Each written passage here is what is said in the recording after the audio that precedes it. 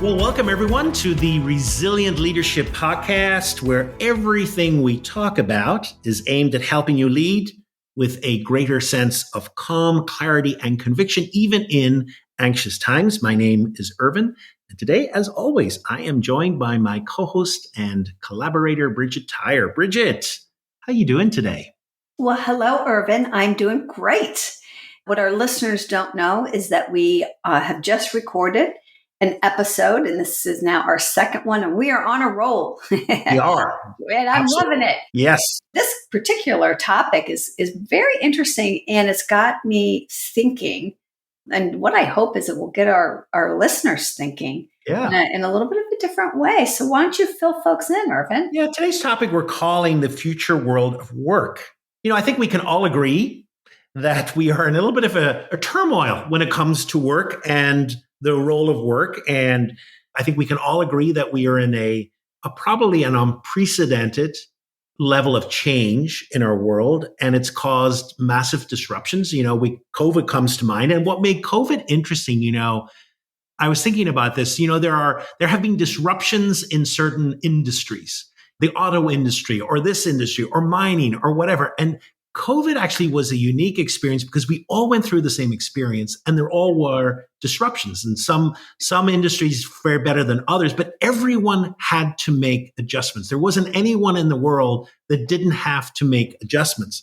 And I think what's interesting about that is that we're beginning now to consider, what did that mean? And we're beginning to consider where is the world of work going? Yeah. And so therefore, I'm really curious. There are lots of surveys and interesting articles coming out about, where is the world of work going? And I think part of the concern there is how do we prepare? How do organizations prepare for perhaps a future that hasn't been defined yet? Mm-hmm. And knowing that future hasn't been defined, what are some of the things that perhaps we know are trends? So what I thought we could explore today are 4 trends, which I think are pretty much in standard agreement that where we're going. And what does that mean for organizations? What does it mean for us as leaders? I'm curious, Bridget, I know that you work in various different industries with many different clients. What are some of them mentioning that we need to prepare for?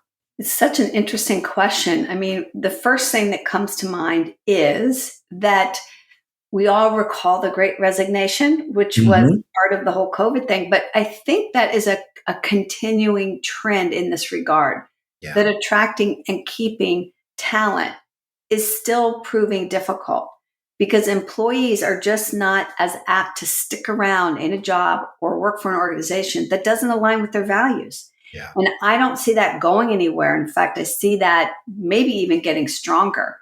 How do we go about attracting, retaining, and developing the best talent? And that is going to perhaps be an even bigger thing going forward. The other thing that came right to mind is AI. Gosh, that is going to be and is being quite disruptive. I think what the future holds is a lot more disruption for some jobs and some industries. And I wonder how many of our listeners and how many leaders out there are really thinking about that and talking to their employees about it? Yeah. So that's what came to my mind right away. How about you, Irvine? Yeah, absolutely. I think that's a great segue for us to jump in because I think one of the areas of the 4 areas is actually AI and the potential impact of AI. So why don't we just start there? Because I think that is a trend. It is hard not to pick up a newspaper or a business journal or watch a documentary, et cetera, where this now is becoming more prominent and we're beginning to ask, how might AI impact us? And I think what's clear is that the impact may not be uniform. And I think if we look, first of all, just at a global level, our world, we've split it into more developed countries and less developed countries. And I think more developed countries are looking at AI as a way to perhaps increase productivity. So AI will help us with innovation. It will help us have a greater bottom line and productivity, points in these kind of more affluent countries, with these knowledge heavy industries such as IT or communications, financial professional services, medical healthcare services, all of these, we can therefore use AI to help us get some of these services for a cheaper price. And yet there's another half to that, which are the less developed countries who tend, to worry about, well, what does this mean for us? Because we are the ones that traditionally have been providing some of these services. Yeah. And therefore there's a risk of automation. There's a risk of job displacement. There's a risk of job degradation. So I think in a global level, there's that. But then industry level, I think there are certain industries which will be more impacted than others. And I think the industry then is, what tasks in our industry might AI replace? And what does that mean for our industry? And how might we trust AI, et cetera? So there's a lot of, unknowns here. I think the one thing is known is we're not going to stop the advance of AI. How do we thoughtfully deal with that?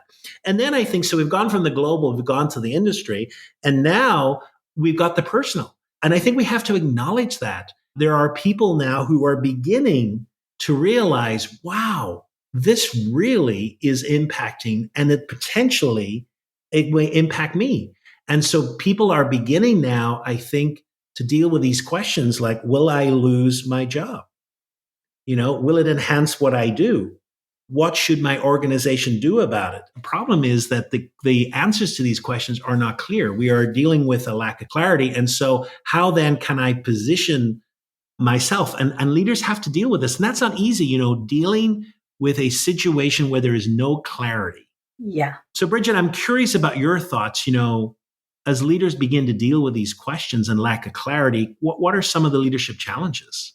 Well, just as I'm listening to the questions that you're posing, anxiety starts to creep into the picture pretty quickly, right? Yeah. So we talk a lot about anxiety on this podcast and about how really, in many ways, the leader's first job is to manage their own anxiety and then to lower it in their organization so that people can think together better.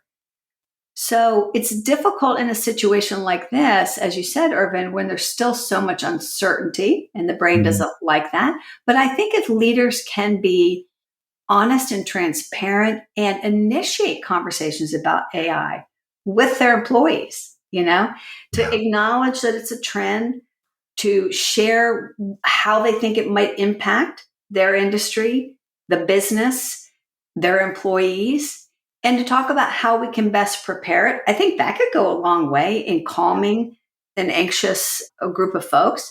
And then to recognize that some jobs, as you said, are going to be affected earlier and more dramatically. And can leaders be on the forefront of trying to help their employees reskill, retool, themselves so that they're prepared to take on new roles in the organization? Yeah. All of these are things that leaders can do.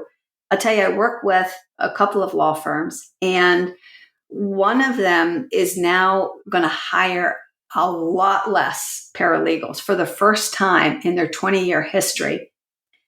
Every year they would hire a good amount of paralegals, and some of them, would leave and they'd hire more.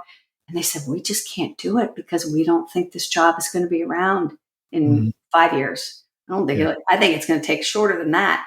Yeah. But wow, right? Yep. And so it takes a lot of thinking and reflecting to be ahead of the game rather than to be reacting to this. Yeah. How about you? What are you hearing from your clients? Yeah, very similar as well. I think in this early years of AI, certain industries were going to be impacted. Another one, legal is one. Another one is accounting. I've done some work with public accountants, et cetera. And so there are tasks there which can be automated, and they're preparing for that. What does that mean?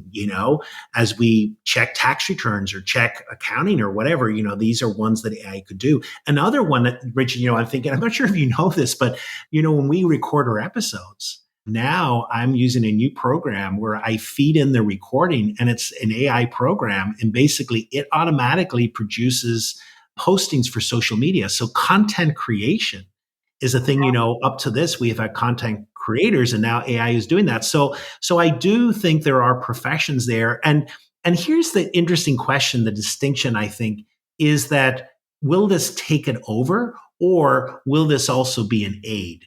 Because it's not perfect yet. And I think Yeah. in this transition, I think there is a place there to use this to help us be more productive. But at the end, I'm not sure if it's going to take over. So, but I get a lot to be unfolded. But I love that we have to be on top of this and ask some great questions. Oh, indeed. If you get thinking about it too much, it's like, oh my gosh, Yeah. in 5 Yeah. years, where are we Yeah. going to be? Yeah. You know? So that's AI, Bridget. Another trend we mentioned there are four. Kind of what second trend do you think we should discuss? Well, I think clearly there's going to be a change in the skills that are needed and valued now and in the future, based on what you were just saying. I'm thinking about, like, my son is a videographer and he's using AI a lot now in his work. And people who can figure out how to incorporate AI into their work are going to have a leg up, aren't they, Irvin? Yeah, Because as you absolutely. said, we can't stop this train. It is running full speed. So can you equip yourself with knowledge about how to work with AI such that that makes you differentiated, in the marketplace?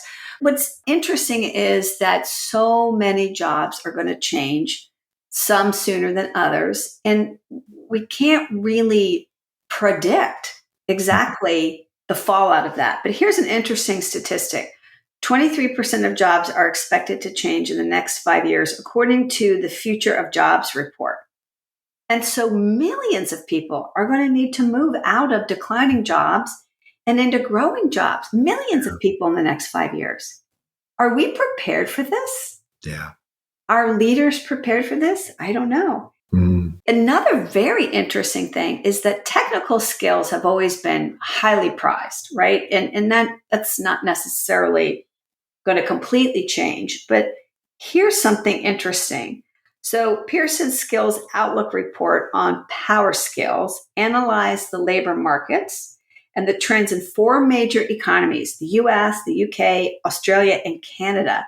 And what they found is that while technical skills remain highly valued, this is very interesting to you and me, Irvin, the top five most sought after skills that employers are seeking today are the human skills, the soft skills like communication, customer service, leadership, collaboration, attention to detail, and the ability to influence people. Yeah. These things can't be automated. Yeah. You and I, as coaches and leadership development experts, have always understood and valued the soft skills. We know how vital they are to an organization's success. But I think now, in the advent of AI, those are going to become even more essential. Yeah. Does that resonate with you? No, it totally resonates with me. And I think another trend I read about, kind of within that, encapsulated within that, is that there seems to be a deficit of these human communication skills. And be that because we've grown up in a world of computerization, we've grown up in a world of technology, et cetera, perhaps the impacts of that is we don't have as much practice with human communication. And I think that's being felt, apart from the fact of COVID and the shutdown, et cetera. So I do think businesses are going to feel that deficit. And as we've become more technological, able, et cetera, part of that then is, well, the human element and how do we communicate as humans and how do we relate as humans? And I think this will raise that up. And I think there'll be a space for helping people really learn these skills. It's so interesting. Bottom lining, soft skills are becoming the new hard skills. Yeah, totally. In Yeah. the advent of AI. And I think both of us would have said, they really are hard skills. They're not soft, Right. because soft has always kind of downgraded them. So I think there's a secret delight within me at last. We're actually getting this. You named it exactly. It's a secret delight. It's like, we Yeah. told you so. Yeah, absolutely. All right, Irvin. So let's see. We've done two of the trends. What's a third one? So we've actually mentioned this as a gift of Gen Z when we talked about Gen Z, and that was their ability to be very forthright and transparent about mental health and physical health. And this actually is a trend that is coming up, and many have mentioned that. And that is the concern about human well-being and human health. And I think businesses are, if we're automating part of it, and yet what we're requiring is the human element is more important because it is this brain power, it is the things that can't be automated, then we need to take care of the people working for us. And I think there is a growing realization that many are on the edge of burnout. And what's happening is that's really impacting the bottom line. And therefore, businesses have to do more about that. Mm-hmm. Just looking at, the areas of this, there's the physical health. Can we create workplaces that help employees become more healthy and have more physical health? And we know that impacts the bottom line. Mental well-being. We know that there is a significant rise of depression, etc. And it's just, how do people show up at work if they're dealing with a mental health or they're dealing with physical health problems? And then the third one is emotional well-being. There's a greater call for empathy in leadership and empathy in the workplace and understanding. And then finally, financial. People have been under a lot of strain with financial worries. I think there was a survey by PricewaterhouseCoopers that 2/3 of workers reported that their financial stress had increased since the pandemic. And, we know that. I mean, many of us have lost sleep at night, worried about finances and where's it going? And especially now we hear, with inflation and with costs, et cetera, that what we thought we were guaranteed a lifestyle or whatever, and that's just at risk now. So people are worrying about that. So I think, businesses know that to the extent that employees are not able to perform because of physical health, mental health, emotional health, financial strain, that's impacting the bottom line. And so therefore, we have to create work environments that are addressing these issues. And I think that's something very positive. Does that resonate with you, Bridget? It sure does. And I agree that it's really positive. And I also think how challenging it is for leaders because most organizations are hybrid now, right? There have been a few that everybody's back 5 days a week, but the hybrid seems to be really sticking. And that creates its own challenges in terms of all the things that you just talked about, maintaining culture and paying attention to employee well-being and so forth and so on. When you talked about the financial concerns, man, just look at the price of homes in this country. Millennials, most of them can't afford to buy a house. Yeah. That is brand new in the history of our country. Yeah. That home ownership is really out of the realm of possibility for so many people. So I do resonate with all of those things. And I think there is a very positive element of this if leaders choose to pay attention to it, right? Yeah. And do something with it. Yeah. So, Bridget, we said there were 4 trends. Do you want to tee up the final trend that we're noticing? Yeah, and this is a big one, and I have been noticing it a lot. Not only my clients, but in my adult children. Because when I listen to them talk about work, it's all about flexibility. That the trend is towards how much flexibility do I have, and I want as much as I can get. And so this idea of the 9 to 5 job, come in at 9, leave at 5 or 6 or 6:30 or whatever, that is a thing of the past. And what we're seeing is that what workers want, it's not so much where they work, but it's about when they work. And is there a lot of flexibility in how I get my job done and when I get it done? And I'm thinking of, a couple of my adult children, their friends were over and they were talking about scheduling vacation and so forth. And then they were talking about how they were going to go on this trip. And I said, oh, so you're scheduling vacation for that? And they said, oh, no. And I said, you're not taking time off? Oh, no, we don't do that. We just work from where we are. And somebody else mentioned that, like, whenever they go to doctor's appointments or things like that, they don't take that time off anymore because they will just work into the later evening hours to make up for that. And if an organization says, no, you can't do that, they're going to have a hard time holding on to those employees. Yeah. Because that is something that people value greatly. I think it's, of course, an outcrop of the pandemic because human beings got used to living differently. and being able to fit more in their day and do so in a way that works for them. So I think that's a big one. How about you, Irvin? I couldn't agree more. And I think it is about, I think there's a feeling of people want to be able to craft their lives. They want more control. And I think that flexibility is about that. I think that flexibility allows them to create a lifestyle that they want to do. And they, it used to be, I think we talked about this before, it used to be, work came first and then and then I created kind of my own personal life after that. And now as well, does it really have to? Can work not mold a little bit more into the life that I want? And I think people want more possibilities, and this flexibility is an avenue towards that.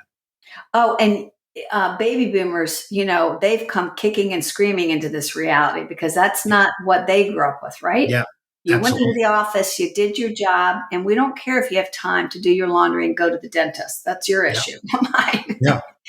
The trends in the world, the future of work is changing as we speak. And those leaders who can not only accept it, but embrace it and get out in front of it, I think are going to have a much better chance at attracting and retaining the best talent. Do you Mm. agree? Yeah, I absolutely. Yeah, because this is a movement that you're not going to stop. And Yeah. I think, at the end of the day, what we want to do is enhance people's ability to craft that, because what you get is a more positive worker who's able to produce at the top of their form. Yeah, I love it. So, Irvin, we always like to leave folks with a practice to consider. What do you suggest for this week? Well, I'm going to do something that's a little creative, which is kind of dreamers and dreaming about the world of work that we want to create. We talked about this flexibility, and I think one of the gifts coming out of the global pandemic was this questioning about the role of work and where am I in this, and the deeper questions about life. And from time to time, we're always asked, what would your dream job be? And when you think about it, we always answer, well, I would love to have been a pilot, or I'd love to have been in this, or love to have been that. And we answer kind of profession wise, kind of this is a profession. But I kind of want us to take that, but look at it a little bit different. And what would your dream job feel like? Hmm. And it would be kind of to ask, what would need to change for you to feel like that? What would you be doing, and how would you craft it? And I think that change is both internal and out and external. There's an internal element of that, of kind of, what kind of fulfillment would that job offer me? Hmm. What would it feel like internally? And then externally, kind of, what would I be doing during the day? What would a day look like? And maybe it's not your typical 9 to 5. Maybe it's I'm doing this or I'm doing that. And I think that's really important because, we talk about the future of work, and it's if at times we can feel that this is this external reality over which we have no control whatsoever. But I also think we're at a critical stage in humanity where actually we do have some control. We do have a Hmm. say. And I think it's important for us to really think about and to craft this rather than feel we're on a train that's not stopping. Actually, we Hmm. get a chance to really craft, what does work look like? What might it look like? How can we be our best selves? And I think, in these discussions, I think it's a chance for an opportunity for us to really think about work and have work serve us and not us be the slaves of work. Boy, that's a great point there, Irvin, and a really important reflection. Mm, What would my dream job feel like is a very different, it's subtly changed the mm, question, but it's a really different question. And what I love about it is it gets us to think about work in the context of our whole life, yeah, right? yeah, Yeah. What a fascinating conversation. yeah. Irvin, I'm curious, in StrengthsFinder parlance, is the theme of futuristic in your top 5 or top 10? It is in my top 10. Oh my gosh, bing, bing, bing, bing, bing. Because this just seems like a topic that, yeah, you would just gravitate towards. Isn't that Yeah, interesting? Yeah. yeah. Well, this has been really informative for me. I don't have futuristic in my top 10, and this has broadened my thinking. I love talking about these trends, these 4 trends of AI and its impact. Boy, I'm having lots of conversations about that. The shift in the kinds of skills that are going to be needed and valued, and now soft skills are the new hard skills. This emphasis on health and well being of employees as part and parcel of the conversation in businesses and organizations, as opposed to a little side thing, a little sidebar. And then, of course, this emphasis on flexibility, how that is a current and future trend that is going nowhere. It is here to stay. Yeah. And how can we create, as leaders, flexible organizations that are win-win, that still produce these outstanding results, but that give the human beings who are producing those results the kind of life that they really seek. Yeah. Fascinating. Thank you for this conversation, Irvine. Oh, thank you. Yeah, it's been exciting. Take care, listeners. Hope you enjoyed it as much as we did. Okay, everyone. Till the next episode.